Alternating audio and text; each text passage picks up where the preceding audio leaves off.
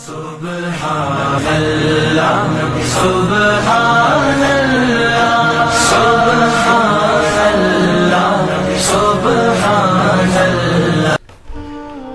ناظرین اکرام السلام علیکم ورحمۃ اللہ وبرکاتہ۔ ناظرین اکرام، بہت افسوس کی بات ہے کہ آج ہمارے معاشرے میں نرمی کی جگہ بے جا سختی آ گئی ہے۔ یہی وجہ ہے کہ لوگوں میں خیر خواہی، رحم دلی اور حسن سلوک کا جذبہ بھی دم توڑ رہا ہے۔ لوگوں کے مزاج اس بجھتی ہوئی چنگاری کی مانند ہو چکے ہیں جسے ہوا کا ہلکا سا جھونکا دوبارہ آگ میں تبدیل کر دیتا ہے۔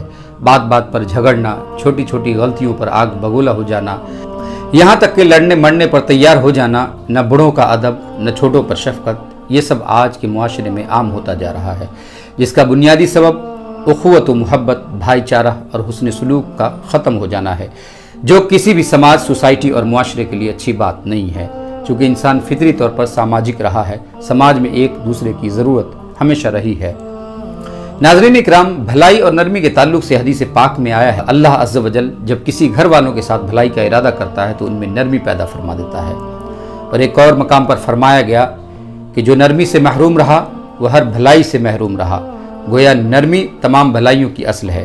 یہ ایسی صفت ہے جو انسان کو رحم پر ابھارتی، ظلم سے روکتی، تکبر سے بچاتی اور عاجزی پر اکساتی ہے۔ زندگی کا ویران کھنڈر نرمی کے سبب عالیشان محل میں تبدیل ہو سکتا ہے۔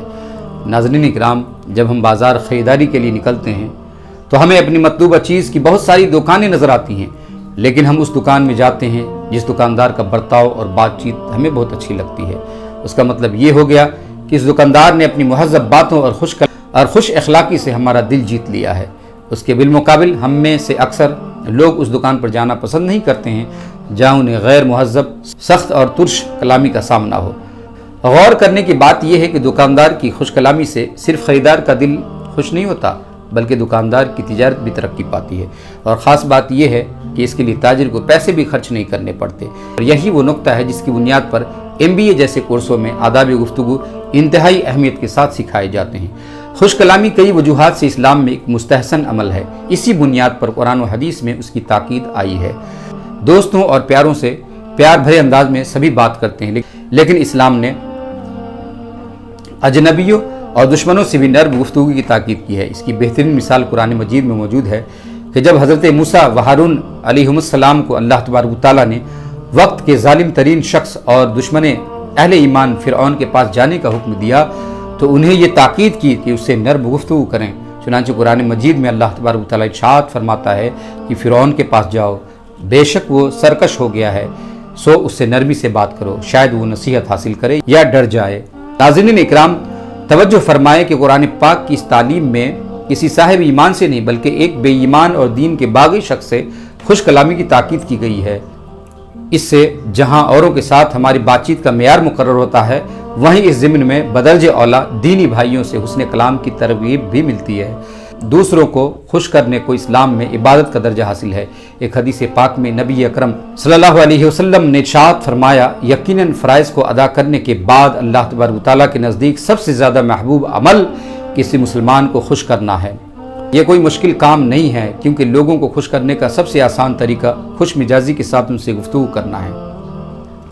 عملاً ہم سب اس بات سے واقف ہیں کہ جس طرح کوئی ایک زہریلا لفظ کسی کا دن بگاڑنے کے لیے کافی ہے، اسی طرح پیار بھرا ایک لفظ بھی کسی کا دن سنوارنے کے لیے بھی کافی ہے۔ لہٰذا ہم اس بات کو یقینی بنائیں کہ ہمارے الفاظ تخریب کے بجائے تعمیر کے لیے استعمال ہو۔ ہماری بات چیت کس طرح تعمیر و تخریب کا سبب بن سکتی ہے، اس کا اندازہ ہمیں ایک مشہور واقعے سے ہوتا ہے۔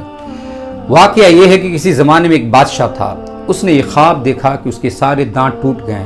چنانچہ اس نے صبح کو ایک تعبیر بتانے والے کو بلوایا اور اس سے خواب کی تعبیر معلوم کی۔ اس نے بتایا کہ اس خواب کی تعبیر یہ ہے کہ آپ کے سامنے آپ کے اہل خانہ اور اولادیں وفات پا جائیں گی۔ یہ سن کر بادشاہ بہت خفا ہوا، خواب کی تعبیر بتانے والے کا سرقلم کرنے کا حکم صادر کر دیا۔